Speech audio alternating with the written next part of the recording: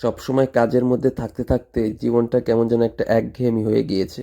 তো একঘেয়েমি ছাড়ানোর জন্য আসলে একটু ঘোরাঘুরিরও প্রয়োজন রয়েছে। তো ঘোরাঘুরির তেমন একটা সময় পাই না। তো আজকে যেহেতু সময় পেয়েছি তাই সবাই মিলে প্ল্যান করেছি একটু ঘোরাঘুরি করব আর কি। তো আসসালামু আলাইকুম, সবাই কেমন আছেন? আসাদ স্টোরির আরও একটি নতুন ভিডিওতে আপনাদের সবাইকে স্বাগতম জানাচ্ছি। সিরাজগঞ্জে আমার কোর্স শেষে একটু সময় পেয়েছিলাম। তো ভেবেছিলাম যে সময়টা একটু ঘুরে ফিরে কাটিয়ে দিব আর কি, যেহেতু অনেক দিন হলো ঘোরা হয় না ওইভাবে। তো ভাবিদের নিয়ে, মানে দুইটা ভাবি এবং ভাবির বাচ্চা কাচ্চাদের নিয়ে আমরা বের হয়েছি যমুনা নদীর পাড়ে যাওয়ার উদ্দেশ্যে। তো এখানে এসেই হচ্ছে দেখি বাঁশ দিয়ে ব্যারিকেড দেয়া, তো ব্যারিকেডটা আমি নিজেই সরিয়ে দিলাম আর কি, দিয়ে আমরা হচ্ছে প্রাকৃতিক দৃশ্য দেখতে দেখতে এগিয়ে চললাম সামনের দিকে।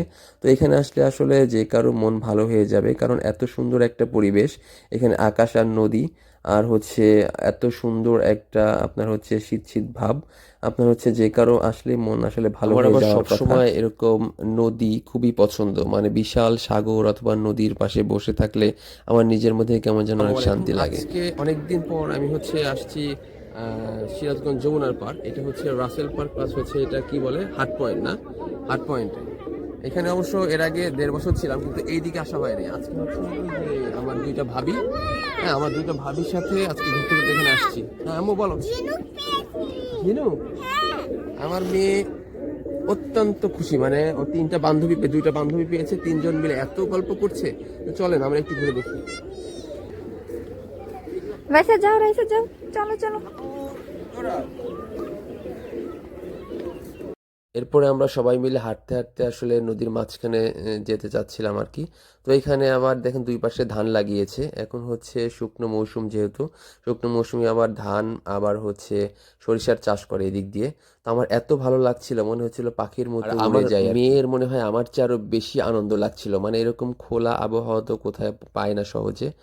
তো এইখানে হচ্ছে আমি আর আমার বউ একটু দুজন একসাথে হেঁটে হেঁটে ভিডিও করছিলাম, মানে খুবই ভালো লাগছিল। আর আমার এই ভিডিওটা কে করে দিয়েছে জানেন? এই ভিডিওটা করেছিল হচ্ছে আমার ছোট্ট মেয়ে রাইসা। আমার রাইসা হচ্ছে অনেক সুন্দর ভিডিও করতে পারে, পাশে ওর ছায়াও দেখা যাচ্ছিল। হ্যাঁ, এই যে তিন বান্ধবী সরিষা ফুল উঠাচ্ছ, এটা তো লাগিয়েছে, এটা যে উঠাচ্ছ তোমাদের ধরে নিয়ে যাবে তো। হ্যাঁ, যদি ধরে নিয়ে যায় বকা দেয়, বকা দিলে কি করবে বলো? আম্মা, এটা উঠাচ্ছ যে বকা দিবে না? মালিক নাই? এটা সরকারি নাকি? হ্যাঁ, তাই। এটা হচ্ছে যমুনা নদী, আমি হচ্ছে যমুনা নদীর মাঝখানে দাঁড়িয়ে, মাঝখানে বলতে নদীর মধ্যে আর কি। এখন হচ্ছে আপনার পুরো এলাকা চর পড়ে গিয়েছে। এই যে সূর্যের জন্য আমি তাকাতেই পারছি না, মানে পুরো এলাকা পানি শুকিয়ে একদম চর পড়ে গিয়েছে। ওই যে ওই দিক দিয়ে সব নৌকা আপনার হচ্ছে শুকনোর মধ্যে সব বেঁধে বেঁধে রেখে দিয়েছে।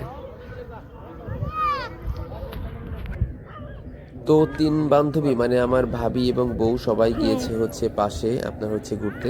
তো আমার তো ক্যামেরাম্যান কেউ নাই, আমার মেয়েকে আমি বললাম যে একটু সুন্দর করে ভিডিও করে দাও।